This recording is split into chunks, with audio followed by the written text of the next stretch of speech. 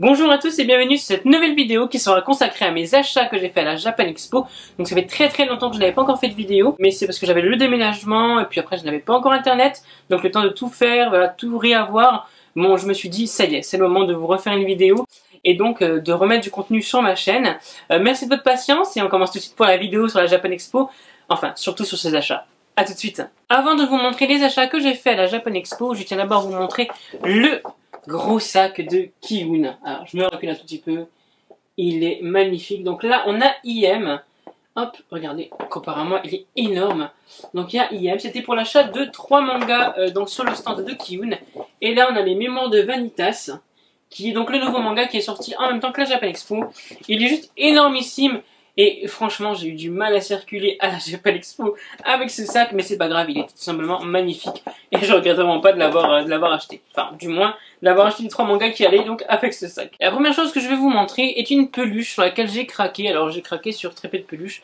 D'ailleurs, je crois que c'est la seule. J'ai craqué sur cette peluche parce qu'elle vient d'un univers que j'affectionne beaucoup. Un univers plutôt de jeux vidéo, même si je crois qu'il peut exister des mangas à ce sujet. Mais j'ai un gros doute là-dessus. En tout cas, je vais vous montrer tout de suite ce que j'ai acheté. C'est cette magnifique peluche qui vient de l'univers de Final Fantasy. Voilà. Moi, il faut savoir que j'ai découvert Final Fantasy avec X et X2. D'ailleurs, pour la petite anecdote, j'avais également acheté un jeu, donc là c'était à Micromania, un tout petit peu plus tard de la Japan Expo, c'était le même jour mais plutôt en soirée. J'avais acheté le 10-2 sur PS4 et finalement, en ouvrant la boîte, je me suis rendu compte que c'était un autre Final Fantasy et pas celui-ci. Donc un peu dégoûté, mais bon, c'est pas grave, hein, ça arrive. Hein. Tout ça pour dire que j'adore vraiment l'univers de Final Fantasy. Je ne me souviens plus du tout du nom de cette créature et c'est vraiment dommage. Non, c'est pas marqué. C'est vraiment une peluche que j'affectionne, elle est énorme.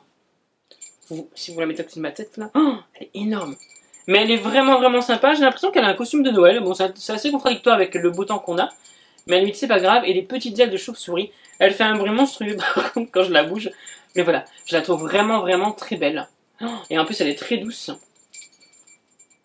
Voilà, je l'ai payé à 20 € me semble-t-il. Alors c'est un cadeau, donc j'ai pas vraiment le prix en tête, mais il me semble que c'était 20 €. Il en restait 2 quand je l'ai acheté. Et je l'ai vu à côté du stand de K-pop, donc de Taiyo Musica, quand je mangeais. Alors je me suis dit, dès que j'ai fini de manger, je vais la prendre.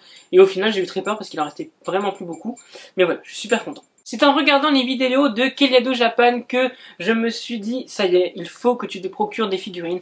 Alors pour ceux qui connaissent déjà ma chaîne depuis un petit moment, j'ai la figurine 2 € que j'avais achetée. Je ne sais plus où, mais en tout cas, j'ai la figurine 2 €. Et ça faisait très longtemps que j'avais envie de mettre des figurines sur mon Mangatech ou même sur les meubles, donc dans le bureau Mangatech, entre parenthèses. Et là, j'ai craqué sur 2 figurines qui sont tout simplement magnifiques. La première, c'est celle-ci. Donc c'est... Hop, je vais plutôt mettre comme ça. C'est la magicienne des ténèbres de l'univers de Yu-Gi-Oh! Alors, je ne suis pas un fan immense de l'univers de Yu-Gi-Oh! J'aime bien. J'aime bien surtout les premières saisons.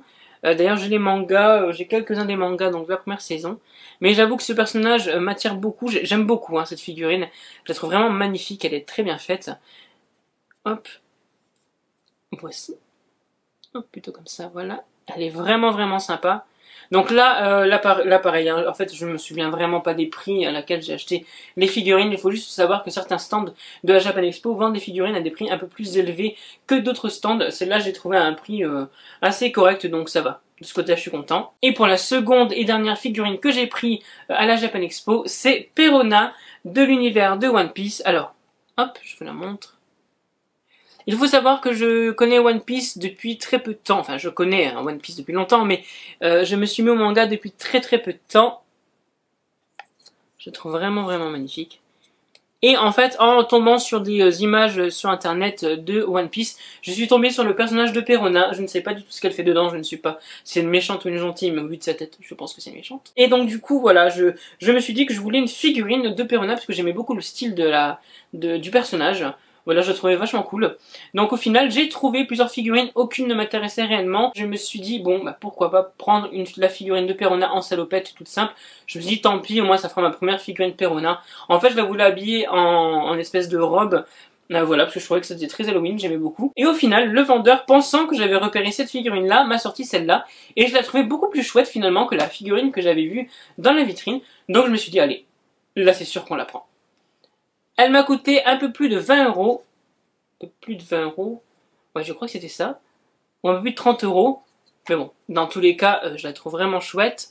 Alors, je sais plus si c'était sur quel stand, mais c'était sur le stand de la... Ah, c'était Banpresto, voilà. Donc c'était sur le stand de Banpresto, et j'avoue que je regrette pas du tout mon achat. La Japan Expo, pour moi, c'est surtout ça, acheter des goodies. Pas forcément des mangas, parce qu'on peut les trouver n'importe où, mais vraiment acheter des goodies. Et du coup, voilà, je trouve ça vraiment magnifique. Donc merci, ou non merci Keliado pour m'avoir incité quelque part avec tes vidéos à prendre des figurines. Mais en tout cas, c'est sûr que je vais commencer une collection de petites figurines qui trôneront derrière moi dans ma mangatech. À la Japan Expo, je me suis également pris donc des petits goodies qui ne servaient pas à grand chose, des petits badges que je n'ai pas là tout de suite, donc que je ne pourrais pas vous montrer. Mais j'ai également pris un poster, donc c'est un poster de... c'est de Perona, hein, tout simplement, encore une fois. J'étais vraiment très Perona sur la Japan Expo. Et mon agréable surprise de voir Jubia, donc de Fairy Tail, directement derrière. Donc je vous avoue, je mettrai plutôt celle-ci, mais voilà, c'est toujours plaisant de voir Jubia. Donc pour la Japan Expo, vous allez avoir un vlog dessus, un vlog, alors, il n'est pas très riche en commentaires, il ne sera pas donc très riche en quoi que ce soit, mais voilà, j'ai décidé quand même de faire un petit vlog pour vous montrer un peu l'envers de la Japan Expo. Pour la Japan Expo d'ailleurs, je me suis levé à 5 h du matin pour y aller, je suis arrivé là-bas à 8 h 15. Il y avait déjà un peu de monde quand même, et puis on est rentré finalement à 9 h 15, donc on n'a pas eu beaucoup d'attente, puisque ça ouvre à 9 h pour nous. Voilà, j'avais précommandé mon billet. Mais après, c'est vrai que ce n'était pas... Voilà, beaucoup de monde ont adoré la Japan Expo. C'est vrai que je me suis sentie dans mon univers, mais ce n'était pas en soi l'événement, c'était pas magique. Pour moi, c'était pas magique dans le sens où beaucoup de stands, je trouvais, étaient assez similaires au niveau des produits, ça c'est vraiment dommage. Par contre, voilà, j'avoue que c'était quand même mon monde, tout simplement.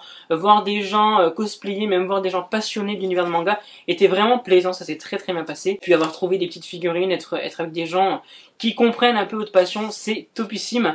Après, c'est vrai que peut-être que je m'étais mis un espoir hyper élevé et que finalement j'étais un peu déçu. Mais voilà, c'est quand même un événement que je vous recommande.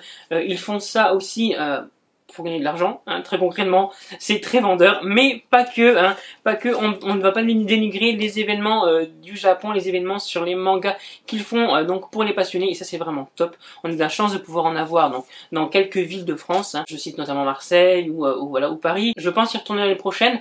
Et cette fois, je pense prendre un ventilateur portable ou un éventail parce qu'il y avait une chaleur. Alors, j'ai su que le Paradis Livresque avait dit qu'il faisait un peu moins chaud, je crois que c'était toi qui l'avais dit, mais moi je crevais de chaud, ça me fout plus. Et je pense que c'est pour ça aussi que ça m'a un peu tourné la tête. Mais voilà, c'est un événement quand même que je recommande. Si vous avez l'occasion au moins d'y aller une fois, n'hésitez surtout pas, puisque là c'est vraiment dédié à vous, dédié à votre passion. Donc voilà, n'hésitez surtout pas. Et les éditeurs avaient des stands. Alors, Kiun avait un stand magnifique, Glénat avec un gros stand. Akata avait un stand un peu plus réduit, mais les personnes qui travaillaient dedans étaient sympathiques comme tout. Donc voilà, si un jour vous avez l'occasion d'aller à la Japan Expo, n'hésitez surtout pas. J'ai également acheté quelques livres, donc quelques tomes de la série My Hero Academia pour avoir le sac surtout. Je ne vais pas vous les montrer puisque ça n'a aucun intérêt de vous montrer les tomes.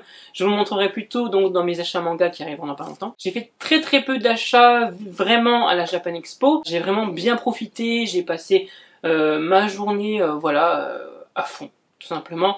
Donc c'est plus ça que j'en retiens avec le vlog qui arrivera dans pas longtemps. Dites-moi vous ce que vous avez acheté à la Japan Expo, dites-moi si vous êtes éclaté, ce que vous en avez pensé, ce que vous avez été, peut-être vous avez été déçu de la Japan Expo ou pas du tout, si vous aviez des attentes ou pas du tout. Et puis nous on se retrouve dans une prochaine vidéo donc qui arrivera très bientôt. Et d'ailleurs je n'ai pas oublié la vidéo Mangatech qui arrivera d'ailleurs aussi très bientôt. Je vous remercie d'avoir attendu pour cette vidéo et je vous remercie toujours d'être là. On a plus de 530 abonnés, c'est juste incroyable. Et on se retrouve dans une vidéo très prochainement. D'ailleurs je vais installer de nouveaux thèmes sur la chaîne. J'espère que vous serez favorable à ces thèmes. En tout cas c'est des choses qui me tiennent vraiment à cœur. Je vais vous les faire partager dans les prochaines vidéos. Et on se retrouve très bientôt. Bye bye.